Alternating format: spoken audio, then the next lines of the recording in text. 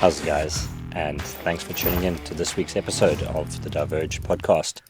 This week, we're looking back on round 2 of the UCI Mountain Bike World Series in Araxá, Brazil, where Luke Moir put in a barnstorming ride to come 5th place in what should have been a podium place, what historically would have been a podium place for the young South African. And I think we can all agree, pretty much a breakthrough performance there for him. And hopefully that'll herald him as a force for the rest of the season and years to come on the UCI World Series World Circuit. And then, of course, also looking back at some of the other results there, Tyler Jacobs was very consistent in Brazil, 3 6th places for her over the cross-country eliminator and cross-country World Cup distances. Candice Lill maybe a little bit more disappointed with how it finished in Brazil, but still a good opening round for the South Africans. And then across in Croatia, in the Adriatic at Four Islands, the Four Islands Epic, second event of the Epic Series for 2025.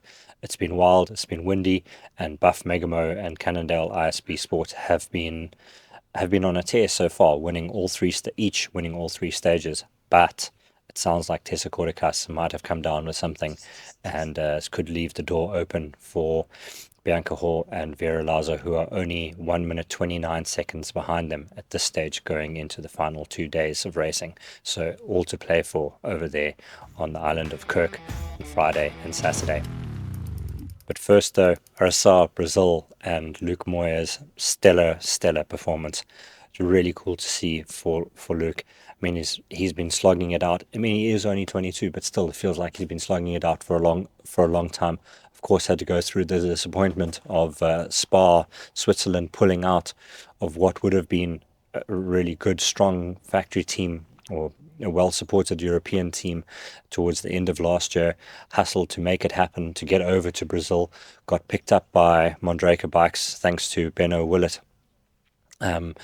In February, end of February, beginning of March, and racing a new bike in Brazil.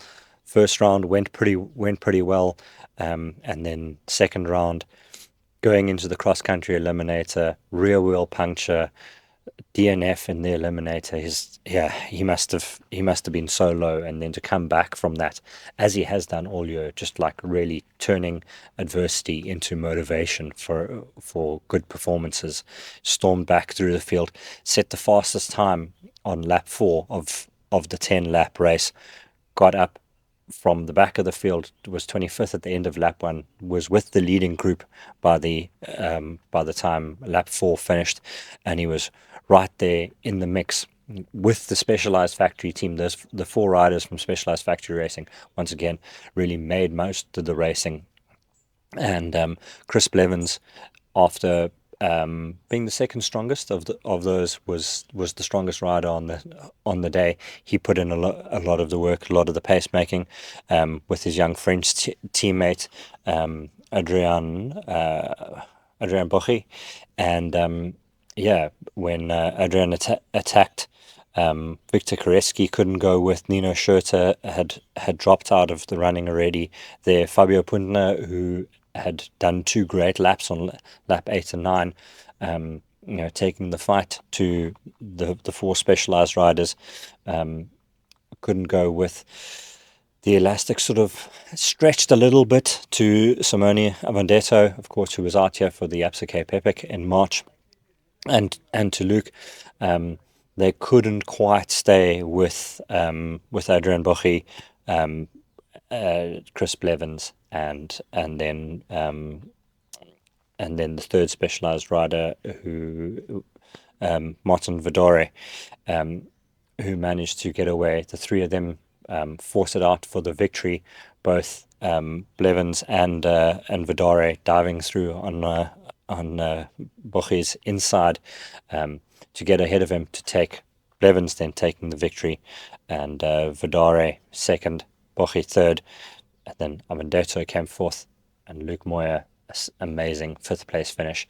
And as you can imagine, he was very, very emotional on the finish line. Luke Moir, 5th place. What a result, what a day. No, I can't believe it. Like, I've been flipping training so hard for so many years, like coming nowhere in under 23, and then finally, like the last 2 years, I was building up, getting there, and then I put everything into like this winter or summer for us, and I flipping come fifth. Like I'm so stoked. I can't thank everyone enough. Like thank you so much. Incredible moment, mate. Enjoy it. Top 5 at a World Cup. Amazing. Congratulations.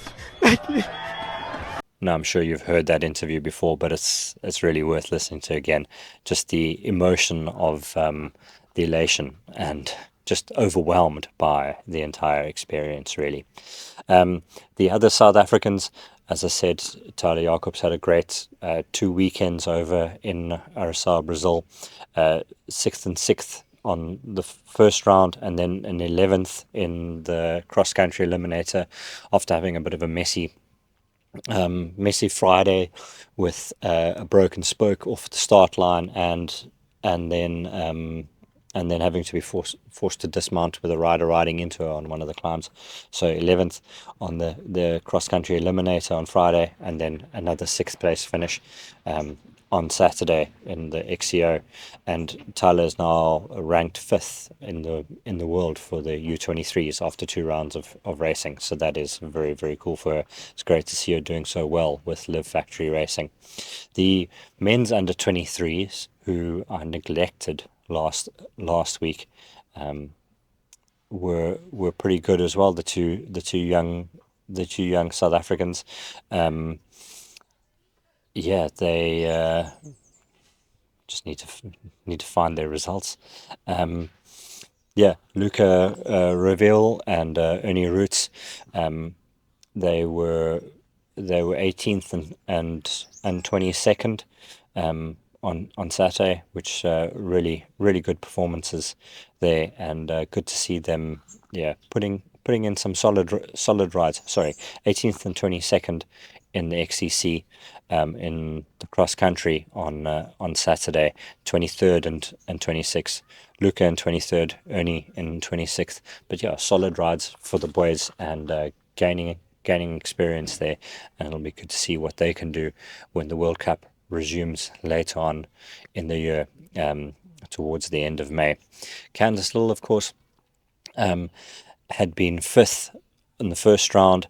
Second round, confessed probably her worst day on a bike for a while. 17th, which is nothing really to be sniffed at.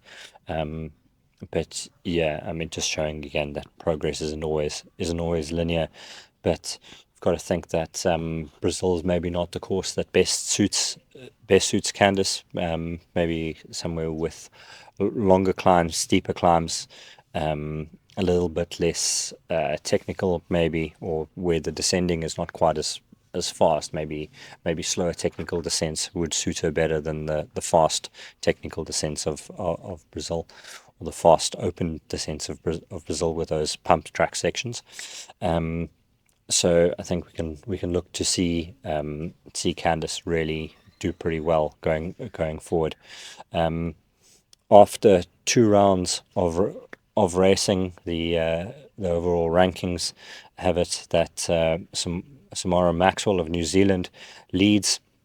She's on 550 points. Jenny Riesvets, who won the women's race on Saturday in the XCO, is second. She's 105 points behind. Then it's Nicole Collar. Candice Lill is down in 10th on 279 points in those standings. As I said, Tyler Jacobs is 5th in the women's under 23 XCO standings. In the men's standings, it is Chris Blevins who leads on 610 points, with a second in round 1 and a first in round 2. Victor Koretsky is second, and Martin Vidare is third. Luke Moir, after his 5th place, is in 11th place on 234 points. So also, showing good consistency there as well from Brazil, and he's ahead of Filippo Colombo, who's in 12th, and Simon Andreasen, who's down in 18th. So some big names behind him in those rankings as well, which will also give him lots of confidence. It's a bit of a break now for 6 weeks from the from the World Series, and when it resumes, they'll be in the Czech Republic in Novo Mesto na Morave. And the big news for the South Africans is that Alan Hadley is back for the Novo Mesto round of the World Series. He, of course, has been racing on the road, and he actually races this weekend in the Amstel Gold Race on Sunday, 20th of April, and then from there he goes to Switzerland to race the Tour of Romandy for Jaco Lula from the 29th of April to the 4th of May, so a 5-day stage race. Then his legs before switching back to the mountain bike for Novo Mesto. So it's going to be cool to see Alan back on the cross country circuit for the European summer. And then somewhere where summer has definitely not hit yet, despite being in the Mediterranean or in the Adriatic part of the Mediterranean, off the Croatian coast, on the Krevna Islands, 4 islands epic. It's only the 3 islands this year because the prologue on Uni, they couldn't get to Uni with heavy, high winds and high seas. The ferries couldn't sail, so the teams were stuck on Helsinki where registration took place, and so they'd divert that prologue or redo the prologue quickly. So they did a 14-kilometer prologue on Helsinki, and Buff Megamo won that and took the first yellow jerseys. Cannondale ISB Sport, of course, won 2 stages at the Cape Epic. Stage 6 and Stage 7 came in with good form to 4 islands, and they won there in the women's race. Sort of a resumption of the friendly hostilities between Bianca Hoare and Monica Calderon, Tessa Koricas. So going into the race, Bianca riding with Vera Lauser, kind of expecting them to be a little bit more competitive. They've had some bad luck. They had a puncture, they had a drop chain during the prologue, missed out on the stage win by 19 seconds on the prologue. On stage 1, they lost 57 seconds, I think it was. Again, they had a puncture early on in stage, spent the entire time chasing, which with the wind that's been blowing, and the wind has been relentless. The prologue was very windy. Stage 1 was relatively windy. Stage 2 today on Thursday was exceptionally windy, gale force winds, in fact, there. So Bianca and Vera had to chase on their own for a lot of stage 1. Eventually managed to catch the Slovakian national team, who was second in the trails. They then had their own issues.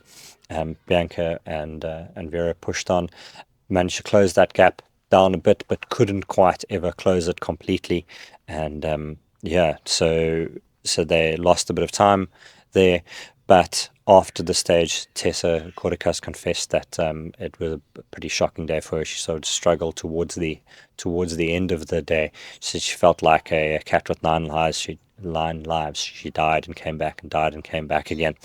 And then that sort of continued onto stage 2, where once again Bianca and Vera had an issue early on, were a minute and a bit down, managed to come all the way back to just 13 seconds off the day's winners, and they now sit at 1 minute 29 seconds behind Cannondale ISB Sport going into the final 2 stages. So it's all to play for there.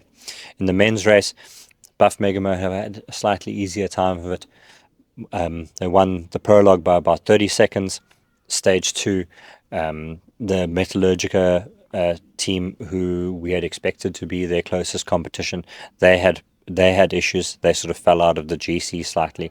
They ended up down in 5th after the stage, and that left the KTM Zapata, powered by Brenton Brakes teams, as the closest competition for Hans Becking and Wout Alleman. But then today, those Italian guys struggled. They lost time. They lost, the closest of them lost 4 minutes and 20 seconds. So going into the final weekend, or the weekend, Becking and Alleman have 6 minutes, 6.5 minutes over their nearest rivals. And as you'll hear from Hans now, it was pretty wild out there on on Cress today, but yeah, it looks like the weather is improving slightly for Kirk, and yeah, it's going to be an exciting end to the race because anything can happen out there in Four Islands. Punctures are very common, as everybody has found out, including Hans, it turns out. So first of all, the winds 100% affect the race a bit today. For us, we want to see if other teams can attack us a bit in the beginning, what their tactic were. But then it was headwind the first like 40 kilometer, 1.5 hour. It was really difficult to get away. So like nobody really wants to go all out in the front and have that they have a counter later, that they push too hard with the wind. And then the last part is still wind, so it's difficult to stay in the wheel because everybody has to pedal the same. But then also the race exploded when the tailwind and the steep climb. So yeah, the wind definitely played a part in today's tactics and also in the results. And now we have to check a bit the overall, but I think we have quite big gap for the second one. A lot of teams today had some problems, but also that's 4 islands. Also, I have to do the last 2 kilometers on a flat tire. But yeah, that was just the last 2 kilometers, so that's fine. But yeah, we have to race a bit careful now and see what the other teams are gonna do and try to hang on the yellow for 2 more days. And with that, it's the end of the show. Thank you very much for tuning in. As always, you can find out more on diverge.info. All the stories from all the daily stories from Four Islands are there. The story about the World Cup, including all that information about the rankings and the placings and all of that, is also on Diverge. You can find those links in the show notes. And yeah, until next time, thank you very much for listening. Cheers.